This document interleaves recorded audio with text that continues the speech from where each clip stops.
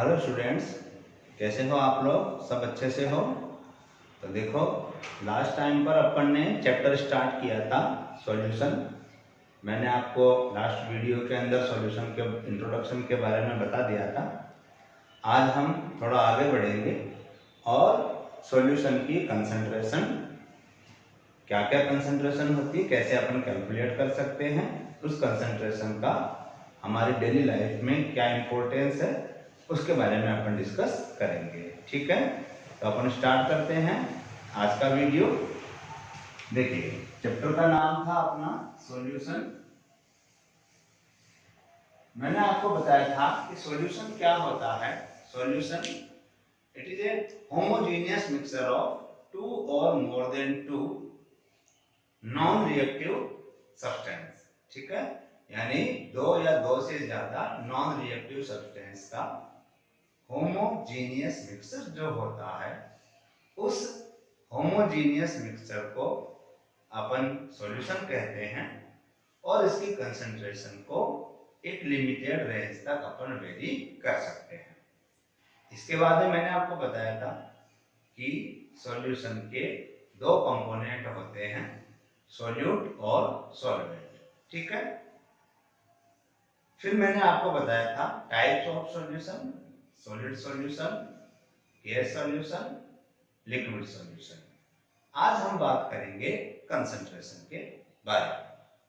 क्या होती है कंसंट्रेशन, कैसे कैलकुलेट करते हैं, कौन कौन सी कंसंट्रेशन होती है, उसके बारे में अपन यहाँ पर बात करते हैं। तो देखिए, जो अपन सॉल्यूशन की कंसंट्रेशन को अपन मेजर करते हैं, तो पुराने टाइम पर, एंशिएंट टाइम पर, मतलब दो तरीके से अपन मेजर करते हैं, एक क्वालिटेटिव और दूसरा क्वांटिटेटिव।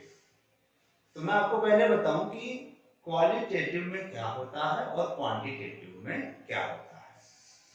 क्वालिटेटिव की जब हम बात करते हैं तो हम वहां पर उसकी क्वालिटी की बात करेंगे, और जब भी हम किसी सब्सटेंस की क्वालिटी की बात करते हैं तो हम क्या कहते हैं, क्वालिटी या तो अच्छी है या बुरी है। सेम ऐसे ही यहां पर भी सॉल्यूशन की कंसंट्रेशन को, मतलब क्वालिटेटिव जब हम स्टडी करते हैं तो दो टर्म इस्तेमाल की गई थी, एक कंसंट्रेट और दूसरा डाइल्यूट। अच्छा और बुरा, क्वालिटी में दो चीजें थी, वैसे ही यहां पर भी कंसंट्रेट और डाइल्यूट, ये दो वर्ड का इस्तेमाल किया गया था। अब देखो, पहले मैं आपको एक चीज क्लियर कर देता हूं। कई बच्चे जो है वो कंसंट्रेशन और कंसंट्रेट को एक ही समझते हैं। तो मैं आपको बताता हूं कि कंसंट्रेशन क्या होती है और कंसंट्रेट का मीनिंग क्या होता है, यानी कंसंट्रेशन क्या होती है और कंसंट्रेट का मीनिंग क्या है। ठीक है, तो देखो, हम यहां पर स्टडी कर रहे हैं, क्वालिटी की बात कर रहे हैं, कंसंट्रेशन और कंसंट्रेट क्या है। देखो, कंसंट्रेट और डाइल्यूट की जो अपन बात करते हैं, तो ये तो कंसंट्रेट वर्ड जो है ये एक रिलेटिव वर्ड है, मतलब रिलेटिव स्टडी है, और कंसंट्रेशन जो है ये एब्सोल्यूट स्टडी है। अब रिलेटिव और एब्सोल्यूट का मीनिंग क्या हुआ? रिलेटिव का मीनिंग हुआ कि जब भी हम किसी से कंपेयर करके जो बात करते हैं, जब भी हम किसी से कंपेयर करके कोई बात करते हैं तो हम उसे कहते हैं ये रिलेटिव कॉन्सेप्ट है, और जब हम उसके बारे में एग्जैक्ट बात करते हैं, एक डेफिनेट बात करते हैं, तो हम कहते हैं कि ये एब्सोल्यूट है। कैसे, मैं आपको एक एग्जांपल से समझाता हूं। जैसे मैं आपको एक ये लाइन खींच के मैं आपको कहता हूं कि आप बताइए ये लाइन बड़ी है या छोटी है, तो आपके पास में इसका कोई जवाब नहीं होगा। आपके पास में इसका कोई जवाब इसलिए नहीं होगा क्योंकि ये लाइन बड़ी है या छोटी है, ये बताने के लिए हमें एक दूसरी लाइन चाहिए जिसको अपन उसके कंपैरिजन में इसका जवाब दे सकते हैं, यानी उस लाइन को हम अपना बेस बनाएं और उसके बेसिस पर हम कहें कि ये बड़ी है या छोटी है। तो ये लाइन बड़ी है या छोटी है, ये एक रिलेटिव टर्म हो गया, क्योंकि आपको दूसरे से रिलेट करना पड़ेगा। ठीक है। जैसे मैंने कहा कि बताइए इस लाइन के कंपैरिजन में ये लाइन जो है ये बड़ी है या छोटी है, तो आपका जवाब होगा कि ये लाइन क्या है, बड़ी है इसके कंपैरिजन में। या मैं आपसे पूछूं कि इसके रिलेशन में बताइए ये लाइन क्या, तो आप कहोगे कि ये लाइन स्मॉल है, छोटी है। या आपने कैसी स्टडी की, ये आपने की रिलेटिव स्टडी। कैसी स्टडी है ये, इससे रिलेट करके। और जब हम जिससे रिलेट करें, इससे मैंने रिलेट करके बताया या इससे रिलेट करके बताया, जब हम इस रिलेट करने वाले को एक बेस के रूप में कंसीडर कर लेते हैं, जिसको पूरी दुनिया उसको फॉलो करे, मतलब अपन उसको मान लेते हैं कि भाई ये आज से अपना मानक है, ठीक है, मेजरमेंट की यूनिट अपन बना लेते हैं उसको, तो फिर वो एब्सोल्यूट हो जाता है। एब्सोल्यूट कैसे, जैसे मान लीजिए मैं आपसे कह दूं कि इसकी लेंथ 25 सेंटीमीटर है, तो अब आपको किसी से रिलेट करने की जरूरत नहीं है, ये इसके लिए एक डेफिनेट डाटा है। ये जरूर बात है कि उसके लिए जो आपने 1 सेंटीमीटर या 1 मिलीमीटर जो था उसके कंपैरिजन में आपने कहा कि उससे इतना गुना बड़ा है, लेकिन उसको हमने एक स्टैंडर्ड मान लिया, एक मानक मान लिया कि भाई इसी से अपन कंपेयर करके बताएंगे। तो आपको समझ में आ गया होगा कि रिलेटिव टर्म क्या होती है और एब्सोल्यूट टर्म क्या होती है। रिलेटिव टर्म जब हम दूसरे से रिलेट करके बताते हैं, और एब्सोल्यूट जब हम जिससे रिलेट कर रहे हैं अगर वो स्टैंडर्ड है, तो उसके कंपैरिजन में जब आप जो बात कहते हो वो बात होती है स्टैंडर्ड। जैसे पुराने जमाने में अपन टेम्परेचर को भी ऐसे ही मेजर करते थे, हीट को मेजर करते थे। टेम्परेचर के लिए अपन कहते थे, जब टेम्परेचर नहीं था तो हीट के लिए अपन ऐसे कहते थे कि गर्म या ठंडा, हॉट और कूल। लेकिन वो रिलेशन था, मतलब किसके कंपैरिजन में। अगर मैं तो आपको एक पानी दूर में कहूं पानी बताओ गर्म है या ठंडा है, तो आप पानी को छूओगे और छू करके आप कहोगे गर्म है, तो क्या हुआ कि आपकी बॉडी टेम्परेचर से ज्यादा है तो आप कहोगे गर्म है, मतलब आपने अपने से रिलेट किया। और आपकी बॉडी टेम्परेचर से कम है अगर उस पानी का टेम्परेचर, तो आप कहोगे कि वो क्या है, ठंडा है। आगे बात समझ में, तो मतलब हमने उसको अपने से रिलेट करके कहा। लेकिन उसी पानी को अगर आप देखो तो वो पानी ठंडा भी हो सकता है और गर्म भी हो सकता है। हम उसके लिए एक एग्जांपल लेते हैं कि जैसे मान लीजिए आपको मैं ये अपने 3 बर्तन लेते हैं, मैं आपको ये बताना चाह रहा हूं कि रिलेटिव टर्म जो है वो ज्यादा मतलब यूजफुल नहीं है, ठीक है, उससे अपन काम चला सकते हैं, लेकिन इतने ज्यादा अपने को सटीक इंफॉर्मेशन, डेफिनेट इंफॉर्मेशन अपने को नहीं मिलती। मान लीजिए ये मैंने 3 वेसल लिए, 3 बर्तन लिए मैंने, और इसमें मैं पानी ऐड, तीनों में पानी भर देता हूँ। ये तीनों में वाटर है, प्रेजेंट है वाटर। इसका टेम्परेचर मान लेते हैं 20 डिग्री सेल्सियस है, इसका मान लेते हैं 30 डिग्री सेल्सियस है, और इसका मान लेते हैं 50 डिग्री सेल्सियस। हो गया।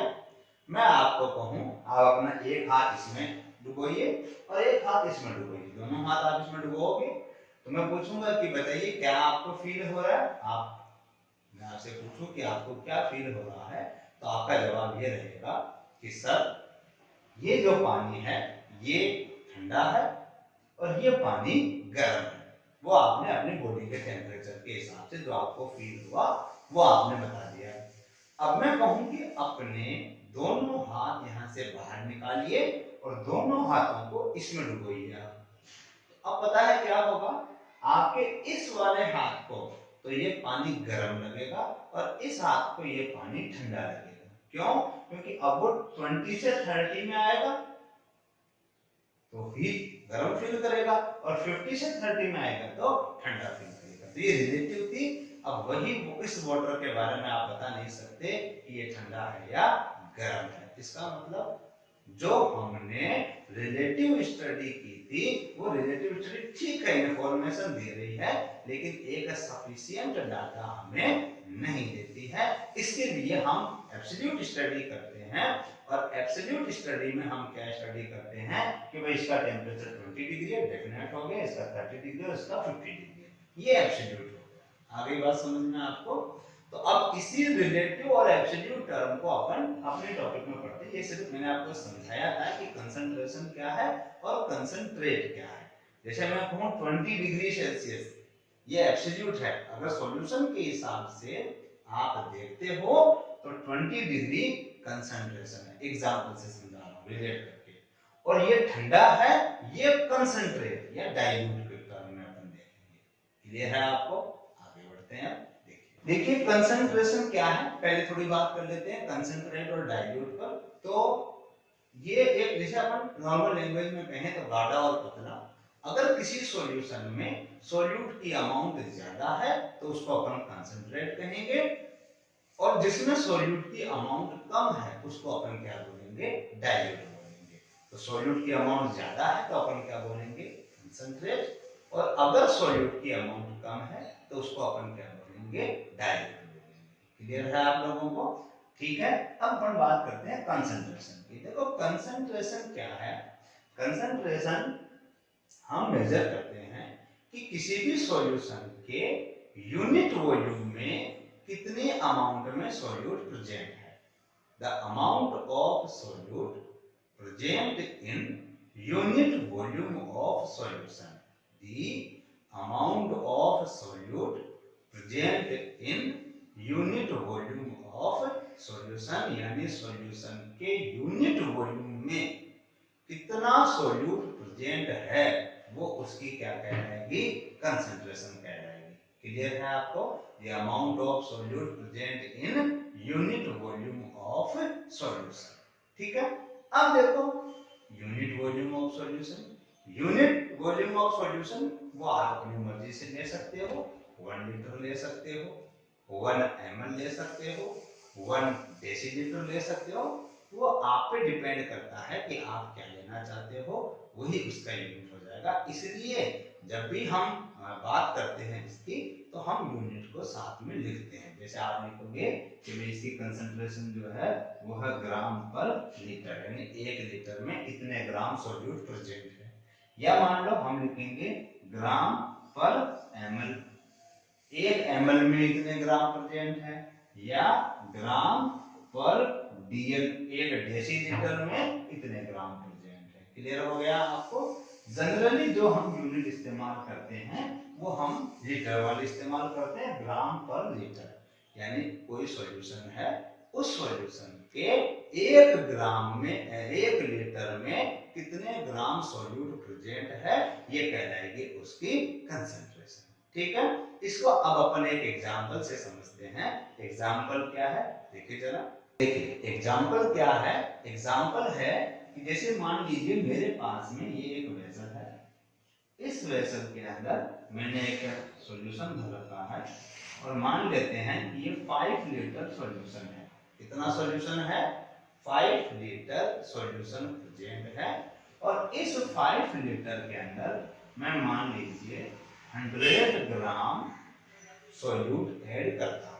कितना ऐड करता हूँ, 100 gram solute added in 5 litre of solution, मतलब 5 लीटर सॉल्यूशन में 100 ग्राम सॉल्यूट प्रेजेंट है। तो इसकी कंसंट्रेशन कितनी होगी?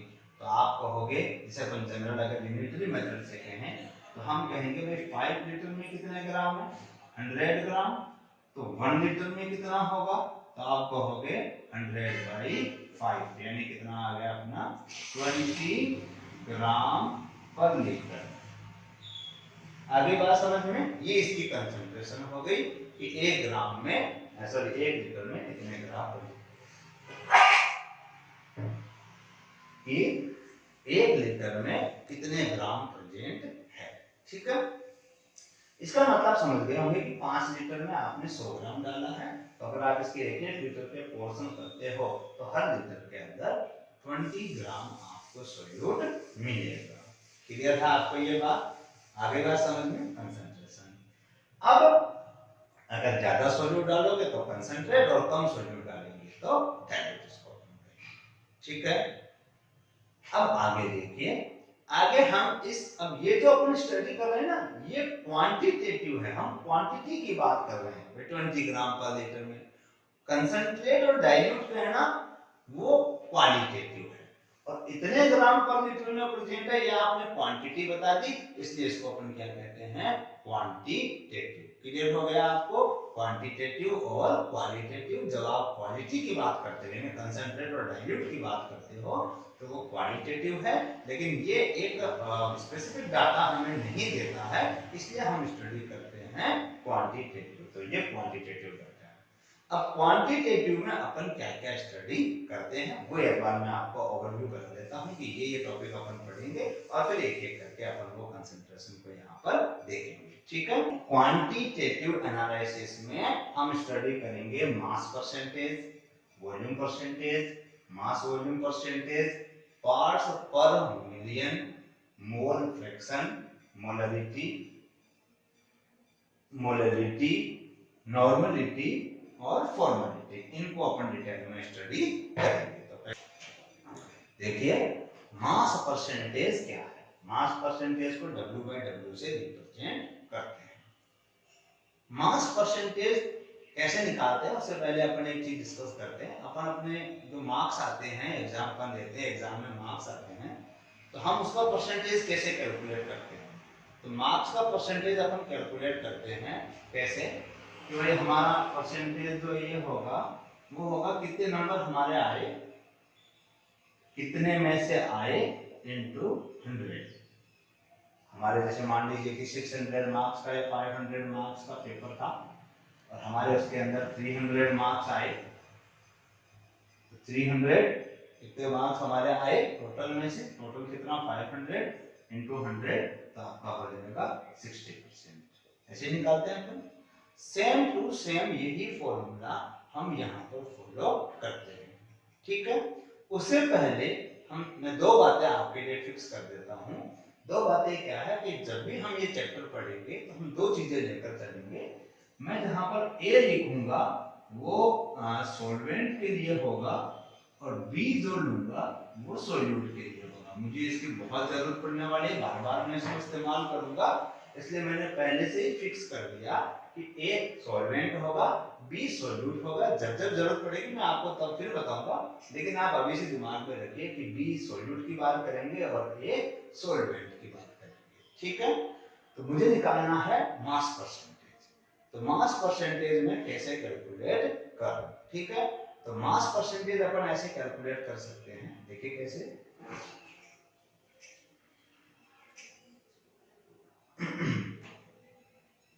देखिए मास परसेंटेज जो है मुझे निकालना है मास परसेंटेज। तो मैं क्या करूंगा, कितने नंबर हमारे आए, यानी यहाँ पर अपन बात करेंगे। जैसे मान लीजिए मुझे सोल्यूट के रेस्पेक्ट में निकालना है, तो मैं क्या कहूंगा कि टोटल सॉल्यूशन का वजन है इतना, मास है इतना, उसमें से सोल्यूट का मास कितना है। तो हम क्या लिखेंगे यहाँ पर, मास ऑफ सोल्यूट अपॉन, ये तो नंबर हमारे आए वो, यानी mass of solute upon total mass of solution. Mass of solute upon mass of solution into 100। बोलो क्लियर है, ठीक है। मैं इसको लिख देता हूं mass percentage equal to WB।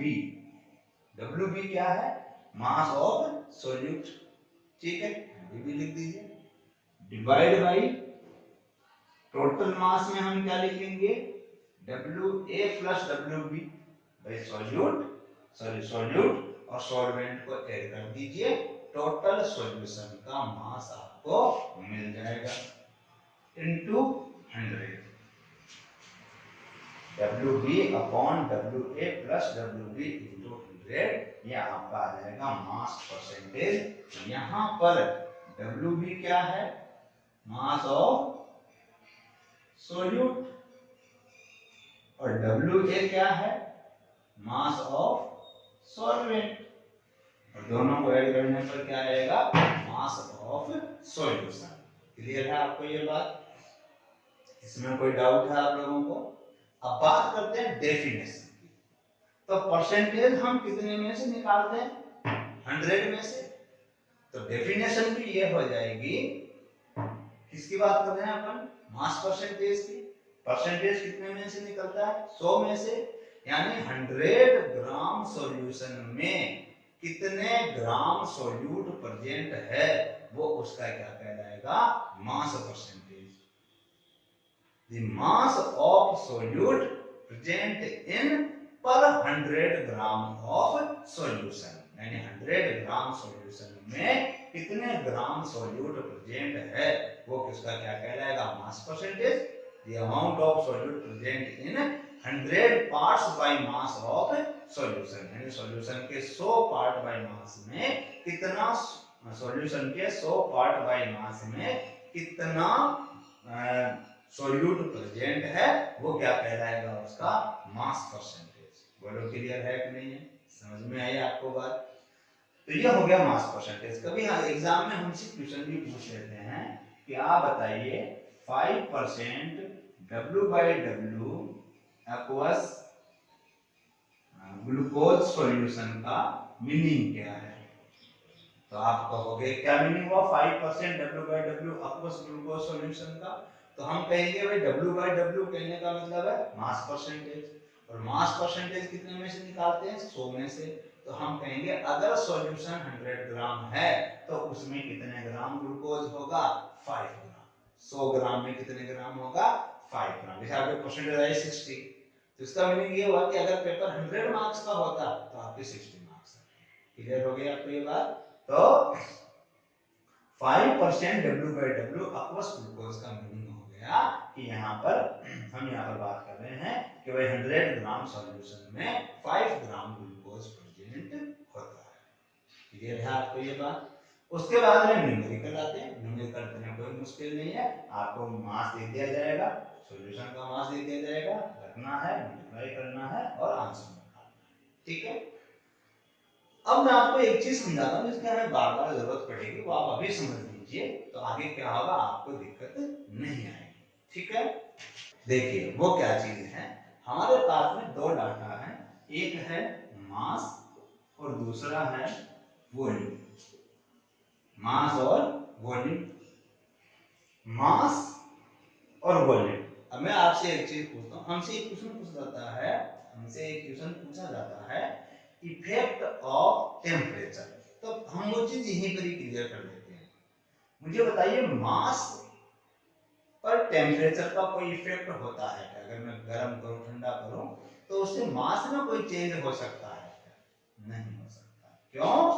क्योंकि conservation of mass, mass can neither be created nor be destroyed. ना तो मास को आप क्रिएट कर सकते हो ना डिस्ट्रॉय कर सकते हो, यानी गर्म करने पर भी उतना ही मास रहेगा और ठंडा करने पर भी उतना ही मास रहेगा। मतलब मास पर टेम्परेचर का कोई इफेक्ट नहीं होता है। लेकिन वॉल्यूम, वॉल्यूम पर टेम्परेचर का इफेक्ट होता है। क्यों?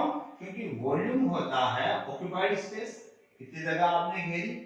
जब आप इसको गर्म करोगे तो पार्टिकल की एनर्जी क्या होगी, बढ़ेगी, और जब पार्टिकल की एनर्जी बढ़ेगी तो वो दूर दूर जाएंगे, और दूर दूर जाएंगे तो मोर स्पेस ऑक्यूपाई करेंगे, ऐसा होगा। इसका मतलब वॉल्यूम बढ़ जाएगा, गर्म करने पर वॉल्यूम बढ़ जाएगा, ठंडा करने पर वॉल्यूम कम हो जाएगा। जनरली, ऑलवेज नहीं कह रहा है, कई जगह इसका उल्टा भी आपको देखने को मिल सकता है। फिलहाल मैं यही कह रहा हूँ कि भाई जनरली ऐसा होता है कि जब हम गर्म करते हैं तो इनकी एनर्जी क्या होती है, बढ़ती है, और एनर्जी बढ़ने से पार्टिकल जो होते हैं वो दूर दूर जाते हैं, और पार्टिकल दूर दूर जाएंगे तो उससे क्या होगा, ज्यादा वॉल्यूम ऑक्यूपाई करेंगे। ठीक है। इसका मतलब वॉल्यूम पर टेम्परेचर का इफेक्ट होता है और मास पर टेम्परेचर का इफेक्ट नहीं होता। क्लियर हो गया।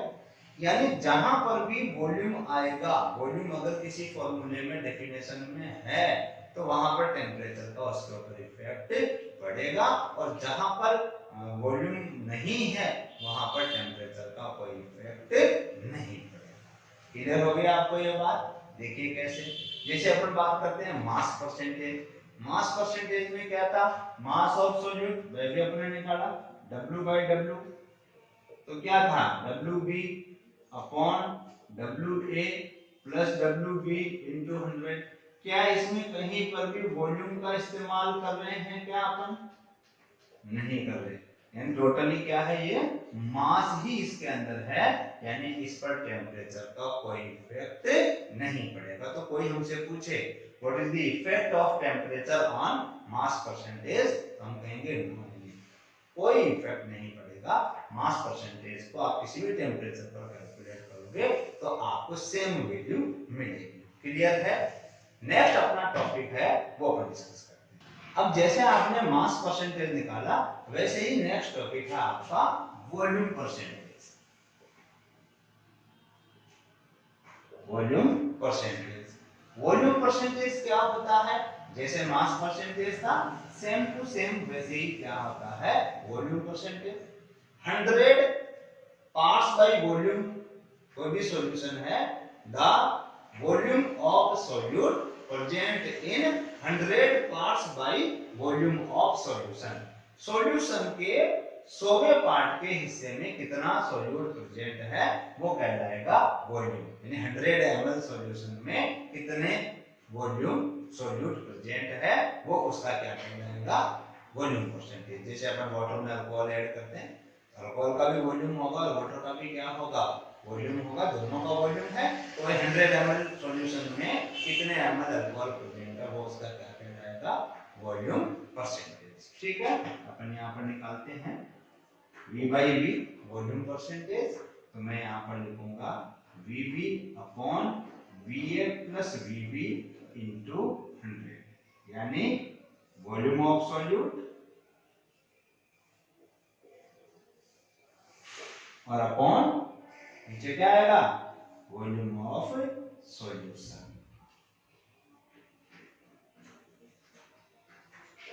इंटू। बड़ी बात समझ में आई कि नहीं? क्लियर है? सेम क्वेश्चन अगर आपसे पूछे तो 5% एथेनॉल सॉल्यूशन है, aqueous एथेनॉल है, तो मीनिंग बताइए। आप कह दोगे 100 ml सॉल्यूशन में 5 ml एथेनॉल प्रेजेंट होगा। या आप ये भी कह सकते हो कि भाई टोटल सॉल्यूशन कितना है 100 ml, उसमें से एथेनॉल कितना है 5 ml, तो वाटर कितना बच गया aqueous है तो पानी कितना बच गया 95 ml। तो आप ये भी कह सकते हो कि 95 ml वाटर और 5 ml एथेनॉल का जो सॉल्यूशन है उसको अपन कहते हैं 5% aqueous एथेनॉल सॉल्यूशन। अब एक चीज दिमाग में कि ये हम जो पढ़ रहे हैं कंसंट्रेशन का, इसका हमारी मशीन में क्या है। तो देखो आपने एक चीज देखी होगी, एक जनरल एग्जांपल मैं आपको देता हूं कि जब भी हम डॉक्टर के पास जाते हैं तो डॉक्टर हमें दवाई देता है।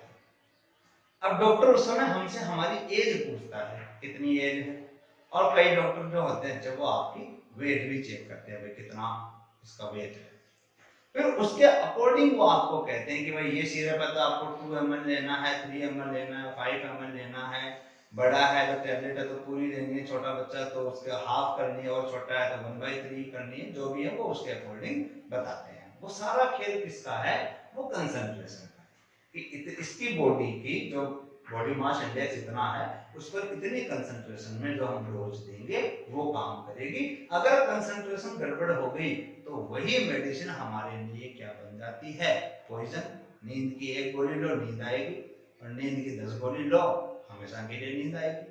ठीक है नहीं है? तो मतलब कंसंट्रेशन अगर कम या ज्यादा हो गई, आप सब्जी अपन खाते हैं, नमक थोड़ा सा कम है तो भी टेस्ट खराब और थोड़ा ज्यादा है तो भी टेस्ट खराब, मतलब एक डेफिनेट कंसंट्रेशन हमें चाहिए। तो इसका हमारे लाइफ में बहुत रोल है कि एक डेफिनेट कंसंट्रेशन में अगर हमें सॉल्यूशंस नहीं मिलते हैं तो फिर उसकी वो प्रॉपर्टी हमें नहीं मिलेगी।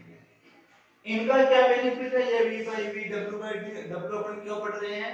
देखो बहुत सारी चीजें ऐसे होती है जिनको लार्ज अमाउंट के कंपोजिशन में बनाया जाता है। जैसे आप पेस्ट देख लीजिए, आप पेस्ट करते हैं तो वो आपको 10 ग्राम 20 ग्राम 50 ग्राम 100 ग्राम 500 ग्राम इतने अमाउंट में मिलता है।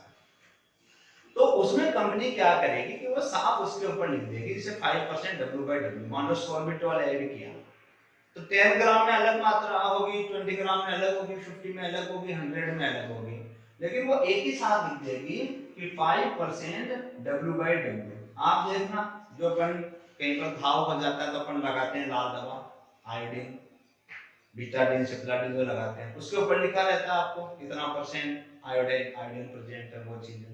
तो यहाँ पर 5% W/W उसने लिख दिया सॉर्बिटॉल।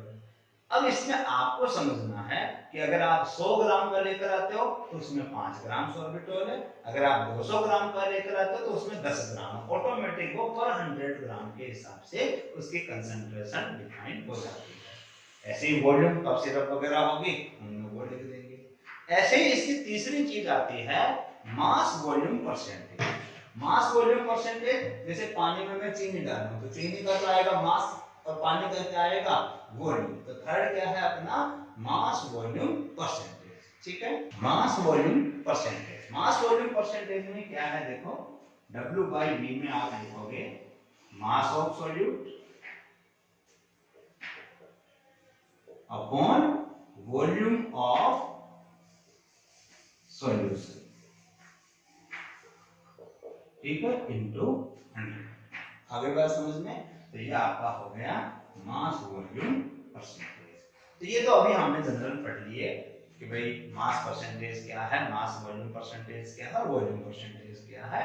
इसके बाद में नेक्स्ट अपने ppm, molality, molality, normality, formality present है बचे हुए हैं, उनको अपन स्टडी करेंगे नेक्स्ट क्लास में। ठीक है, तो आज का आपको समझ में आया? Okay, thank you.